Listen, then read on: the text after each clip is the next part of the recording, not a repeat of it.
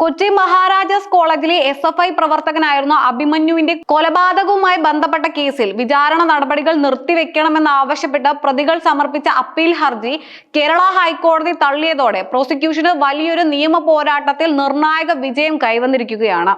കേസിലെ ഒന്നാം പ്രതിയായ മുഹമ്മദ് ഉൾപ്പെടെ 5 പ്രധാന പ്രതികളാണ് കേസിൽ ഉൾപ്പെട്ടിട്ടുള്ള 17 മുതൽ 26 വരെയുള്ള പ്രതികൾക്കെതിരെ ഇതുവരെ അന്തിമ കുറ്റപത്രം സമർപ്പിച്ചിട്ടില്ലാത്തതിനാൽ ഈ ഘട്ടത്തിൽ വിചാരണ ആരംഭിക്കുന്നത് നിയമപരമായി നിലനിൽക്കില്ലെന്നും അത് തങ്ങളുടെ ഭാഗം ന്യായമായി വാദിക്കുന്നതിന് തടസ്സമാകുമെന്നും കാണിച്ച എറണാകുളം സെഷൻസ് കോടതി വിചാരണ നടപടികളിലേക്ക് കടക്കുന്നതിന് തൊട്ടുമുമ്പ് ഹൈക്കോടതിയെ സമീപിച്ചത്.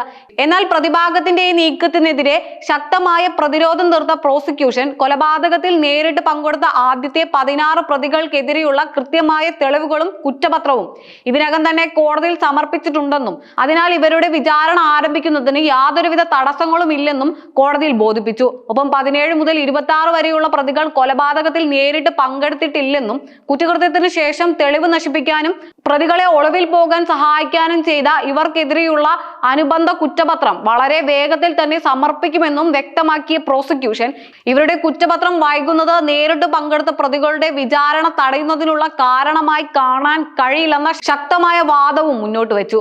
ഈ വാദങ്ങൾ പൂർണ്ണമായും അംഗീകരിച്ചുകൊണ്ടാണ് ഹൈക്കോടതി പ്രതികളുടെ അപ്പീൽ തള്ളിയത്.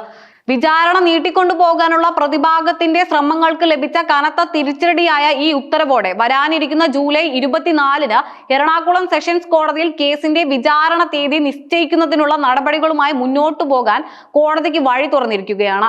മഹാരാജാസ് കോളേജിലെ ക്യാമ്പസ് രാഷ്ട്രീയ ചുവരെഴുത്തുമായി ബന്ധപ്പെട്ട തർക്കത്തെ തുടർന്ന് 2ാം വർഷ കെമിസ്ട്രി വിദ്യാർത്ഥിയും SFI ഇടുക്കി ജില്ലാ കമ്മിറ്റി അംഗവുമായിരുന്ന അഭിമന്യു ക്യാമ്പസിനകത്തുണ്ടായ ആസൂത്രിതമായ ആക്രമണത്തിൽ കൊല്ലപ്പെട്ട സംഭവം കേരളത്തെ ഒന്നാകെ നടുക്കിയ ഒന്നായിരുന്നു. ക്യാമ്പസിന് പുറത്തു നിന്നെത്തിയ തീവ്ര സ്വഭാവമുള്ള സംഘടനയിലെ പ്രവർത്തകരാണ് ഈ ആക്രമണത്തിന് പിന്നിലെന്ന് പോലീസ് അന്വേഷണത്തിൽ കണ്ടെത്തിയിരുന്നതും ഈ കൊലപാതകം പൊതുസമൂഹത്തിൽ വലിയ ജനവികാരത്തിനും ചർച്ചകൾക്കും വഴിയൊരുക്കിയതുമാണ്. കൊലപാതകം നടന്ന് വർഷങ്ങൾ കഴിഞ്ഞിട്ടും വിചാരണ നടപടികൾ വൈകുന്നത് വലിയ പ്രതിഷേധങ്ങൾക്ക് കാരണമായിരുന്ന പശ്ചാത്തലത്തിൽ വിചാരണ എത്രയും വേഗം പൂർത്തിയാക്കണമെന്ന ആവശ്യത്തിന് ഈ കോടതി വിധി വലിയ കരുത്തു പകരുന്നു. ഹൈക്കോടതി അപ്പീൽ തള്ളിയതോടെ ഇനി എല്ലാവരുടെയും കണ്ണ് ജൂലൈ 24-ന് സെഷൻ കോടതി നടപടികളിലേക്കാണ്. അന്നേ ദിവസം വിചാരണ തീയതി പ്രഖ്യാപിക്കുന്നതോടെ കേരളം ഏറെ ഉറ്റുനോക്കുന്ന ഈ കൊലപാതക കേസിന്റെ അന്തിമ വിധിയിലേക്കുള്ള ഔദ്യോഗിക നടപടികൾക്ക് തുടക്കമാകും. ഇതിനോടൊപ്പം തന്നെ 17 മുതൽ 26 വരെയുള്ള പ്രതികൾക്കെതിരെയുള്ള അനുബന്ധ കുറ്റപത്രം എത്രയും വേഗം സമർപ്പിക്കാൻ പോലീസ് നടപടികൾ വേഗത്തിലാക്കും.